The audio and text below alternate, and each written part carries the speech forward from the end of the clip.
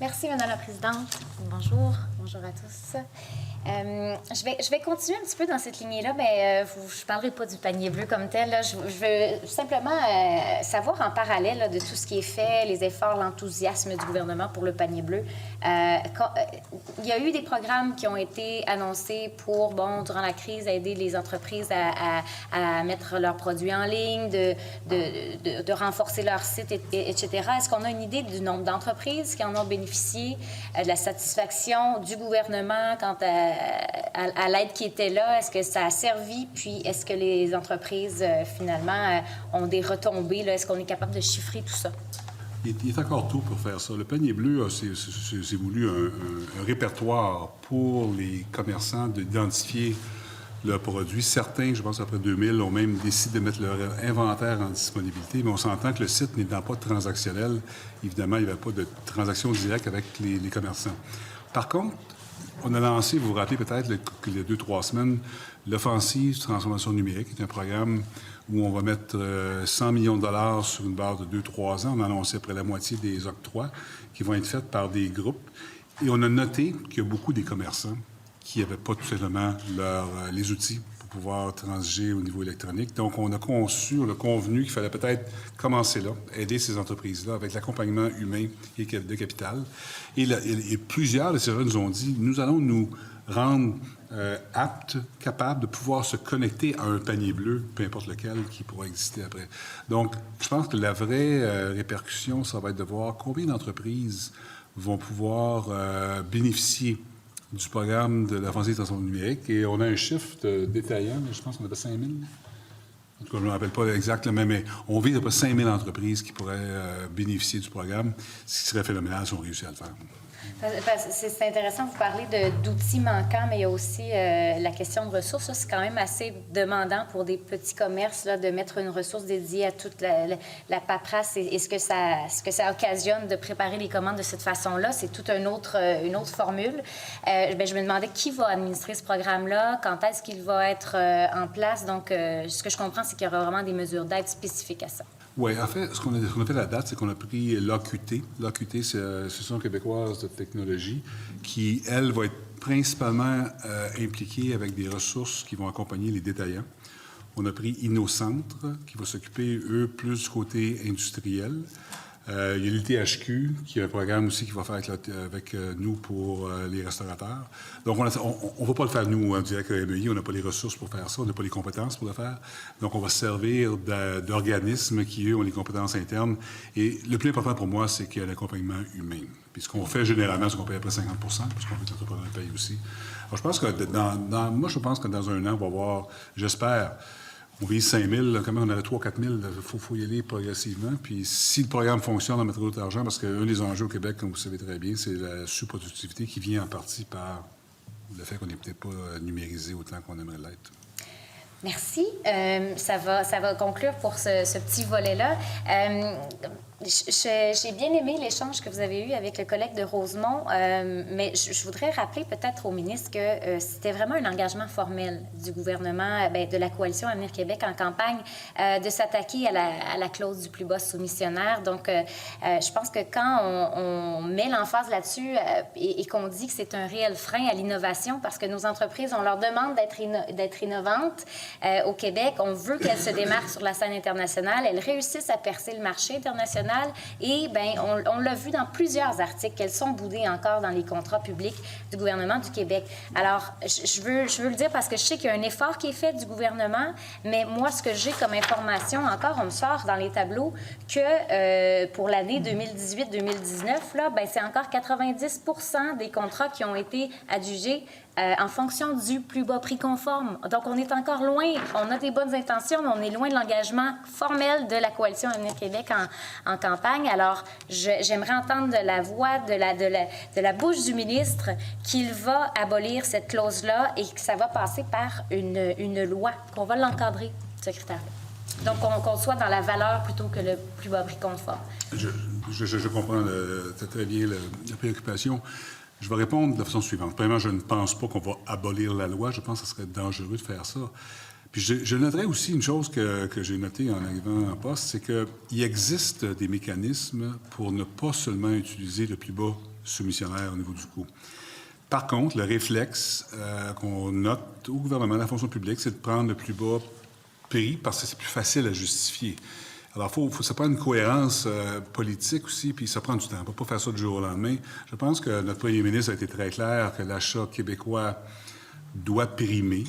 D'une part, il faut faire attention aux ententes bilatérales. Évidemment, c'est nous qui gérons ça au MEI. Il faut être très prudent dans l'achat du gouvernement. D'autre part, avec un ministre des Finances rigoureux puis avec un ministre du Conseil du Trésor, il faut s'assurer qu'il n'y a pas d'inflation. C'est clair qu'il y a un équilibre qui n'est pas facile à avoir, mais je vous dirais qu'au moins, je suis confortable que le ministère de l'Économie puis mon collègue M. Barré ici puis M. Massé, je regarde là-bas, travaillent étroitement avec ma collègue Lucie Lecourt pour voir comment on va interagir avec les différents ministères, parce que c'est une question de culture à l'intérieur des ministères, de pouvoir utiliser des clauses non monétaires pour choisir un fournisseur. C'est pas facile, parce qu'il faut évaluer. C'est pas facile, mais il y en a qui le font beaucoup mieux que nous. Je peux prendre des exemples simples. Là. Il y a l'accord Canada-Europe qui le fait. Je peux prendre aussi un autre article qui m'a été soumis, l'article 509 sur l'accord de libre-échange canadien. Vous pouvez vous en inspirer en masse. Même l'Ontario est plus inspirant que le Québec là-dessus et vraiment plus à la défense de ses entreprises. Et on peut faire le choix de prioriser nos entreprises. Puis c'est facile là, d'avoir d'autres critères que le prix. Puis vous le savez, le caractère innovant d'un produit, son efficience, sa rentabilité, sa durabilité. Donc oui, l'innovation, on peut en parler longtemps puis avoir des campagnes de recrutement pour avoir plus de travailleurs, mais il faut qu'on soit là aussi à la toute fin quand on est à aider les entreprises à commercialiser puis à vendre leurs produits. Alors, c'est encore la parenthèse du jour. C'est plaisant parce qu'on a souvent des exercices de ce temps-là avec le ministre de l'Économie, donc ça me permet d'aller chercher des nouvelles informations et de toujours revenir avec cette cause qui me tient beaucoup à cœur. Donc, je voudrais aussi parler de la réorganisation d'Investissement Québec et du MEI. On n'a pas tout à fait le même avis sur la pertinence de fusionner des bureaux. Là, bon, l'an passé, nous, on l'a soulevé que le site web de IQ donnait une impression qu'il y avait des ressources là, à l'infini dans les divers bureaux régionaux. Finalement, on a fait le ménage là-dedans, mais ça reste que la CAQ a centralisé et est arrivée avec 6 grandes sous-régions. Si je prends juste là, ma région, bien, on est avec le Bas-Saint-Laurent. Vous savez, c'est un immense territoire. Alors, on le sait, il y en a plusieurs qui le reconnaissent que ça a des répercussions néfastes sur l'expertise présente dans les régions et l'accès au ministère. Souvent, on dit même que IQ est désormais plus dans un rôle de conseil auprès du ministre qu'auprès des entreprises dans les régions. Alors, j'aimerais savoir le rôle stratégique du MEI. C'est notamment de prendre le pouls de chaque région et de leur garantir un minimum de poids décisionnel. Est-ce que le ministre dirait que ce rôle a été accru ou diminué par la refonte d'Investissement Québec? Écoutez, je pense que je vais retourner un peu en arrière. C'est important qu'on parle de ça en détail parce que on a voulu faire des changements, corriger en fait ce que je pense qui était une inefficience sous le gouvernement précédent, de justement trop centraliser. Alors, la décision qui a été prise, c'est d'avoir une implication à 3 niveaux. Au niveau des MRC, c'est très important, au niveau régional et au niveau national. Bon, au niveau des MRC, nous avons annoncé avec ma collègue Marielle, ma collègue ministre déléguée du Développement économique régional, le programme Accès Entreprises Québec. Le programme Accès Entreprises Québec, c'est un programme que M. Limoges ici gère avec ma collègue. Nous allons avoir 200 ressources humaines dans les MRC pour travailler avec les fonds locaux d'investissement. Alors, je pense qu'au niveau local, on va être sur le terrain comme nous n'avons jamais été depuis la fermeture des CLD. Investissement Québec régional, auquel vous référez, il y a plus que 17 régions au Québec, il y a plus que 17 bureaux. Je pense qu'il y en a 24 ou 25, parce que, par exemple, à Sept-Îles, il y en a un avec Homo à Sept-Îles, il y a 2 bureaux, mais il y a un bureau phare par région. Et des ressources dans chaque bureau. Oui, et ça, l'idée était de dire, les entreprises qui sont rendues assez grosses pour dépasser le MRC au niveau du support vont aller au niveau régional. Donc, ça va être nos futures licornes, nos futurs fleurons québécois. Ayons un groupe régional qui focalise sur ces entreprises-là, qui puisse avoir du support technique et du support financier avec Investissement Québec et ses fonds propres. Le MEI avait des bureaux régionaux, eux aussi. Alors, ce qui est arrivé, c'est qu'on a fusionné les 2 bureaux. Aujourd'hui, l'intention, c'est que toute l'interaction avec l'entreprise se fait par IQ, non plus par le MEI. Le MEI a encore des bureaux régionaux. Moi, combien il en reste, David? Je pense qu'il en reste 5 ou 6. 6, OK.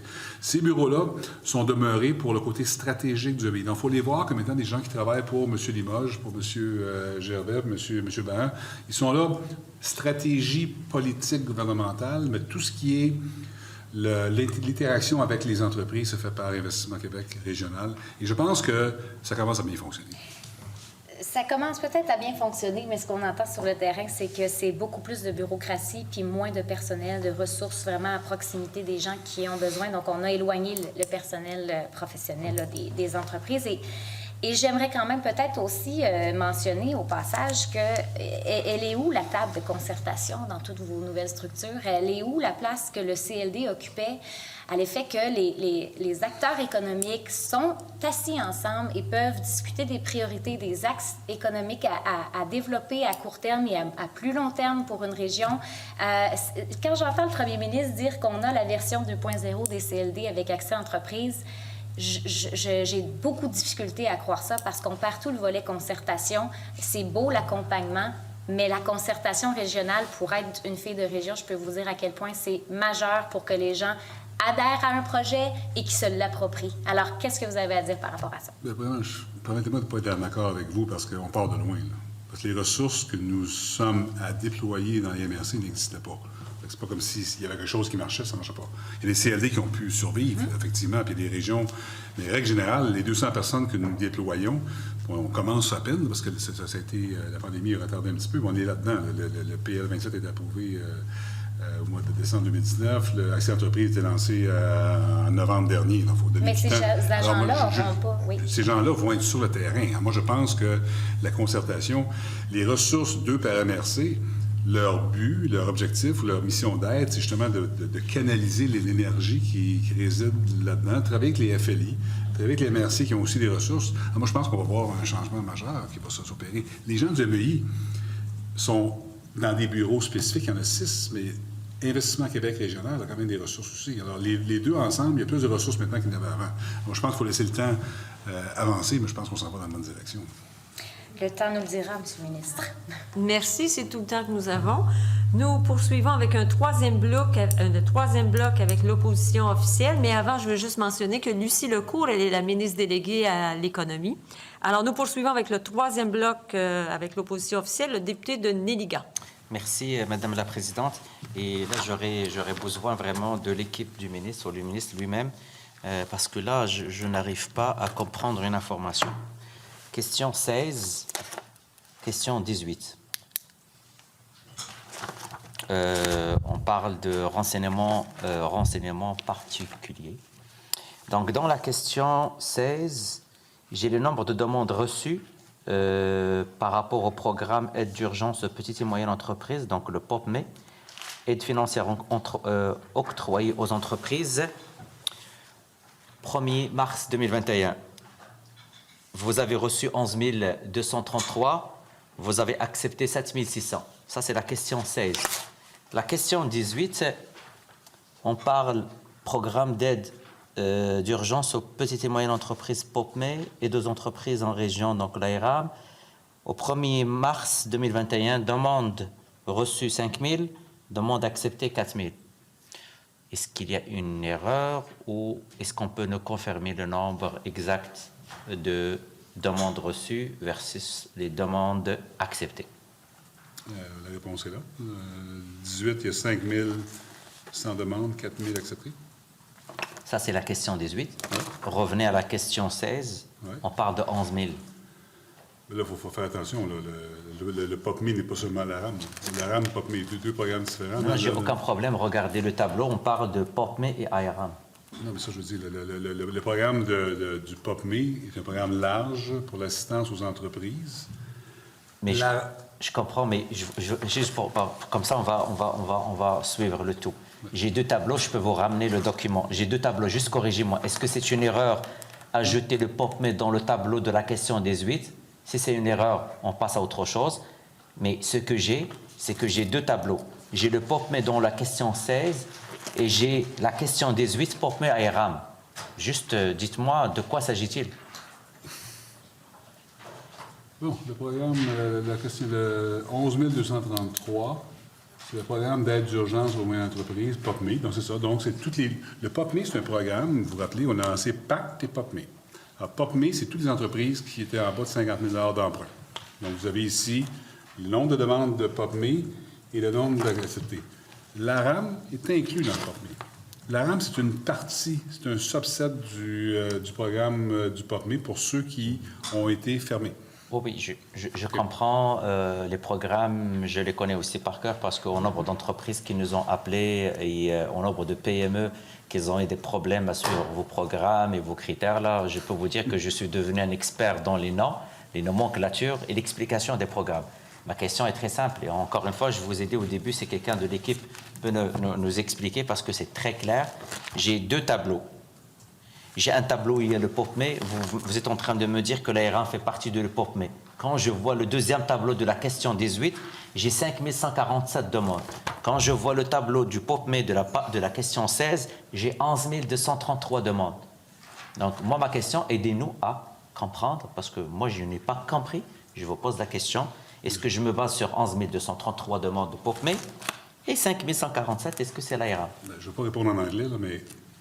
Ben, je ne pose pas de questions en anglais. À moi, si vous insistez, je peux parler en anglais. On peut parler un peu de langue que vous voulez. Je ne sais pas comment m'exprimer différemment. Le 5 000 est dans le 11 000. OK, excellent. Donc, 5 000, c'est le 11 000. Ben, non, je n'ai pas dit ça. Le 5 000 est inclus dans le 11 000. Le POPME, c'est un programme parapluie. Regardez-moi, là, vous... Mais je regarde, mais je suis désolé.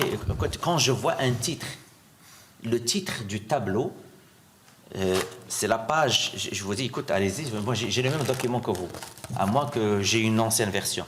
Le même document, j'ai le titre du tableau, Programme d'aide d'urgence aux petites et moyennes entreprises, POPME, aide financière octroyée aux entreprises au 1er mars 2021. POPME, question 16. Question 18, POPME, ARAM, aide financière octroyée aux entreprises au 1er mars 2021, j'ai 5 000. C'est là où je vous ai posé la question, comment je peux pour départir les deux? J'ai répondu. Le 5 000 est inclus dans le 11 000. OK, 5 000 est inclus dans le 11 000. Exact. OK. Donc, sur les 5 000, vous avez accepté 4 000 demandes. Et sur le POPME, vous avez accepté 7 000 sur 11 000. Et vous avez alloué 89 millions de dollars qui a été déboursé jusqu'à maintenant. Okay. Merci. Est-ce qu'on peut aussi parler des critères de pardon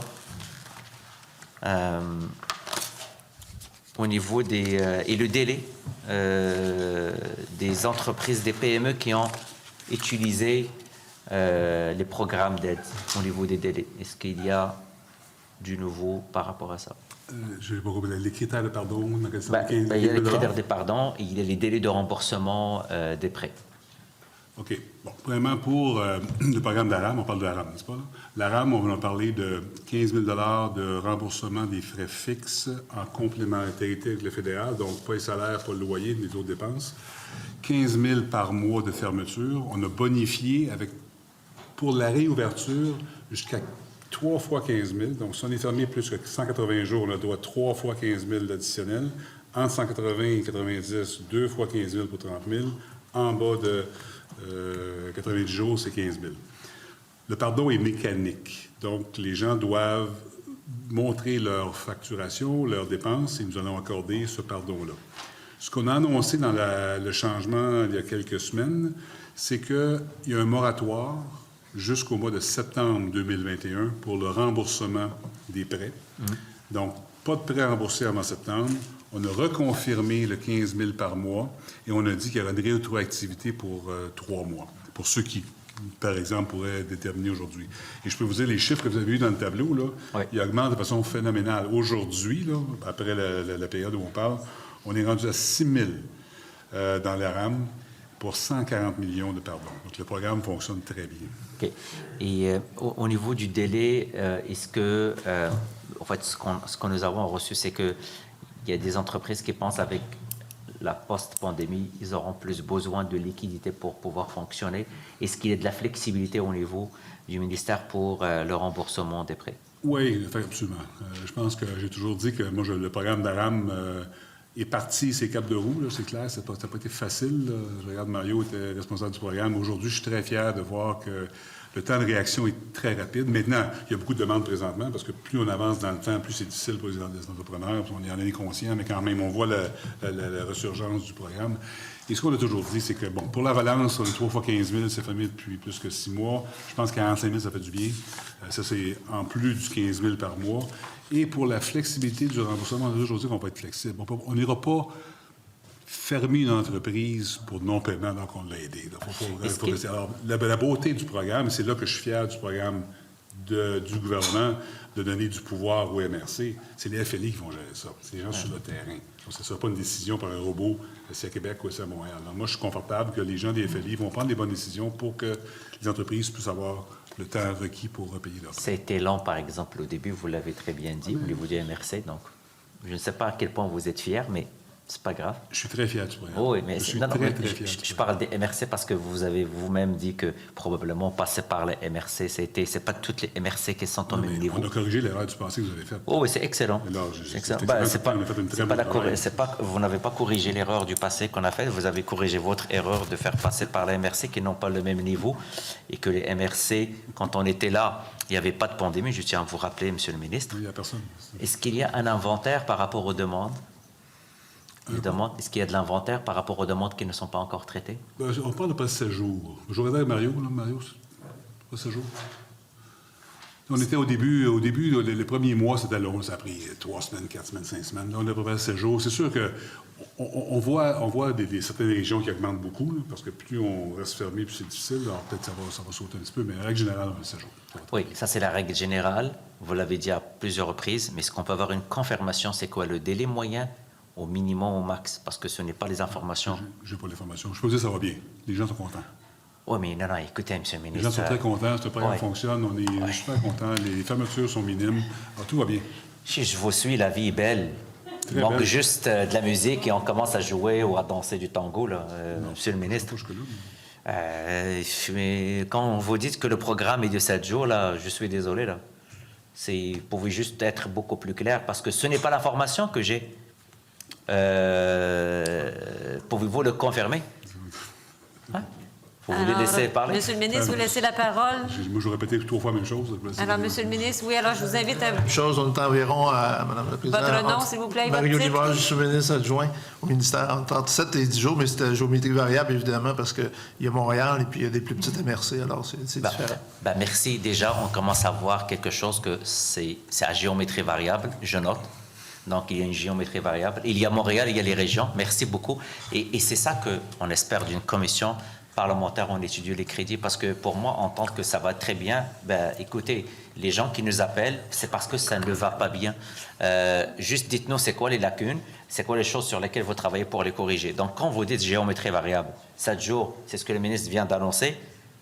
Avez-vous constaté dans des régions où ça ne marche pas? C'est quoi le délai? Ça dépasse 7 jours, j'imagine?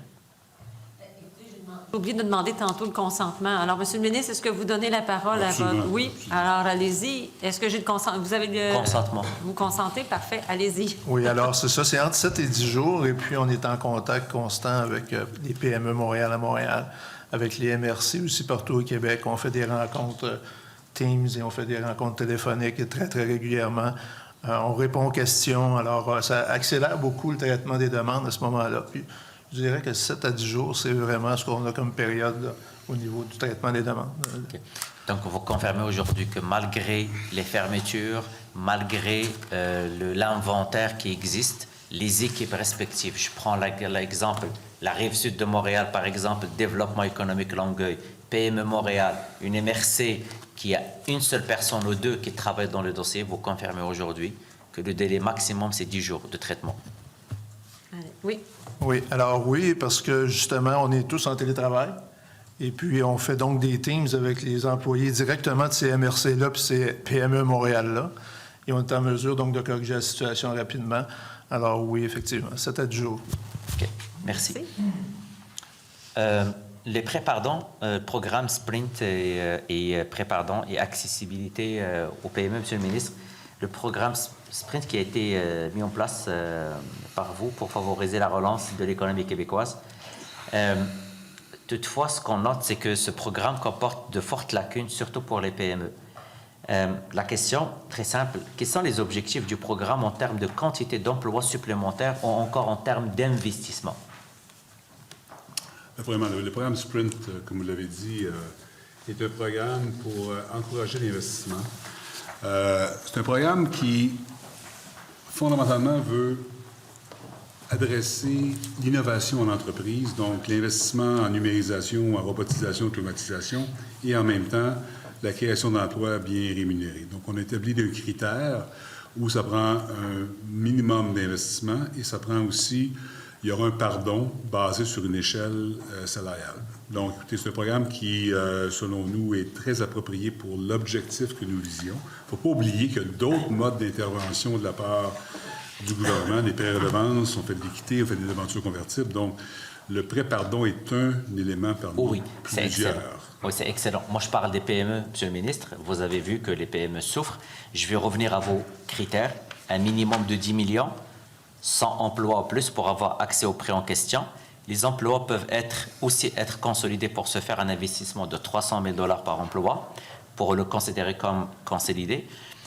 Est-ce que vous avez l'impression, Monsieur le ministre, que ces critères favorisent le développement des PME du Québec ou uniquement c'est un programme pour les grandes entreprises qui ont vraiment les moyens? Laissez-moi vous donner l'information qui va vous surprendre.